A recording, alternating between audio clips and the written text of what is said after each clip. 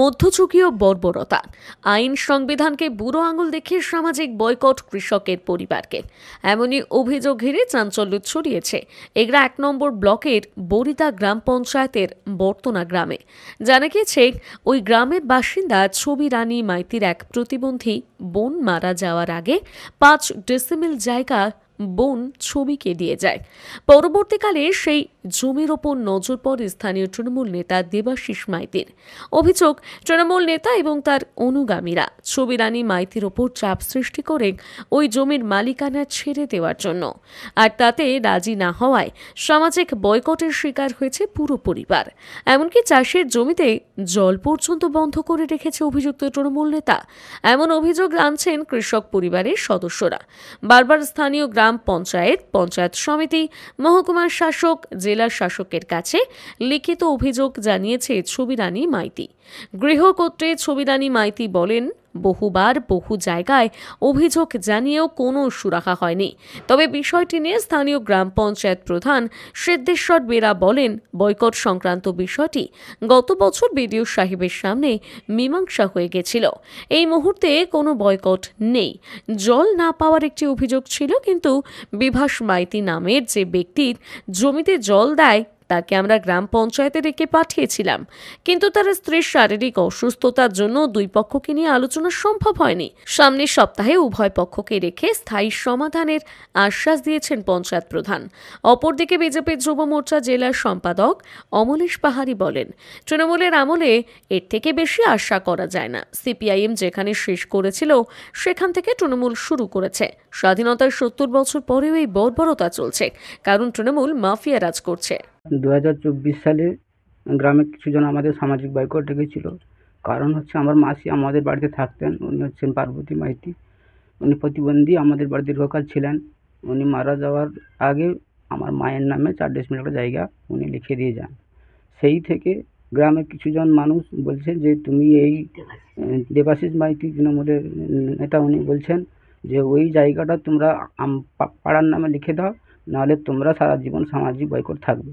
আর তোমরা সামাজিক বয়কট এমনভাবে থাকলে আমরা কোনো মজুর পানিও দিতে দিব না, নিমন্ত্রণ বাড়িতে খেতেও দিতে দিব না, তোমাদের কোনো প্রকার চাষের জমিতে জল দিতে দিব না। সেই থেকে এইভাবে চলে আসছে। প্রায় 1 বছর, আগের বছর বিডিও সাহেব এসেছিলেন, সভাপতি প্রধান সবাই ছিলেন। সবাই বসে এটা সমাধান করলেন যে চাষাবাদের জমিনে জল টল দিয়ে দাও, যে সবাই যাতে যেভাবে স্বাভাবিকভাবে জীবনযাপন করছে তোমরাও সেভাবে স্বাভাবিক জীবনযাপন করবে। আর কোনো সমস্যা হবে না, আর যাতে এই জায়গায় আমরা নাও আসতে চাই, যে সমাধান করে দিয়ে গেলেন। তারপরে আবার এই বছর সেই একই ঘটনা, সেই 2024 সালের ঘটনাকে কেন্দ্র করে আবার সেই সাম্বারের জমিতে জল দিতে দিচ্ছে না। কোনো সাম্বারওয়ালাকে জল দিতে দিচ্ছে না। আমাদের এমনকি গ্রামের কোনো পাড়া প্রতিবেশীতে কোনো অনুষ্ঠান, নিমন্ত্রণ বাড়ি, কোনো মজুর পানি কোনো কিছু দিতে দিচ্ছে না। আমরা যদি চাষ না হয় কি করবেন?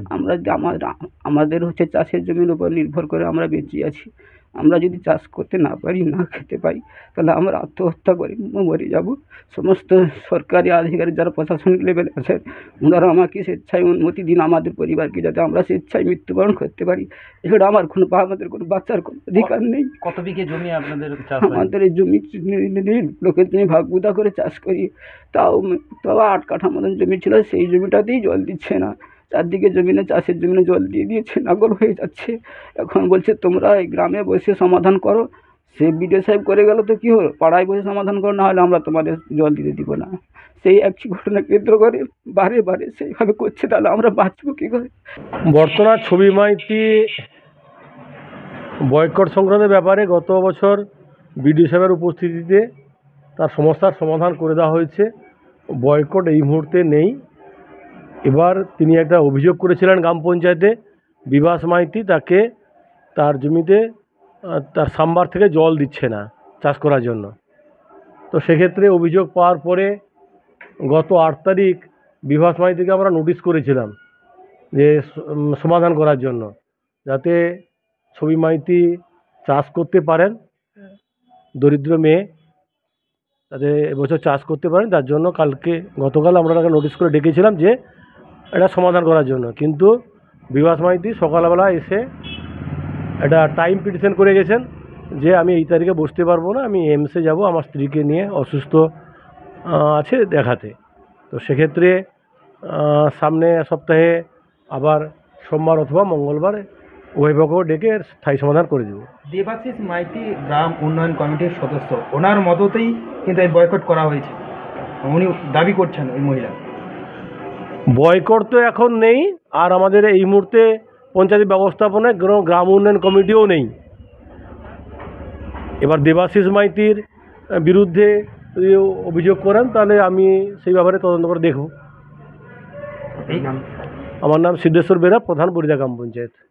আপনারা বুঝতে পারছেন, দেখতে পাচ্ছেন, আজকে স্বাভাবিকভাবে যদি সে খেতে পড়তে না পায়, একঘরে হয়ে যায়, পানীয় জলটুকু না পায়, তার যদি চাষ না করতে পারে, আবাদ না করতে পারে, সারা বছর তার সংসার চলবে না। স্বাভাবিকভাবে তাকে আত্মহত্যা তো মানে প্রত্যক্ষভাবে না করালেও পরোক্ষভাবে তৃণমূল কংগ্রেসই করেছে, এবং স্বাভাবিকভাবে তৃণমূল কংগ্রেসই দায়ী থাকবে। আমি তো চরমভাবে অঙ্গুলি হেলন করছি যে তৃণমূল কংগ্রেসই দায়ী, এবং যদি 7 দিনের মধ্যে না হয় তাহলে এর অনেক বড় জায়গা হবে, কিন্তু অনেক বড় খেলা জমে যাবে।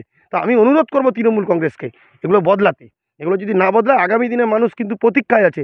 26 দেখছেন তো দিল্লিতে নির্বাচনটা কি হলো, মানুষ বুঝছে 26 সালের কিন্তু অপেক্ষায় আছে মানুষ। তো তার আগে বলবো তৃণমূল কংগ্রেসকে আর এই যে ডাবু খুন্তি চামচা বেলচা যারা আছে তারা যেন পরিবর্তন হয়ে যায় 26-এর আগে, এইটুকুনি বলার আমার।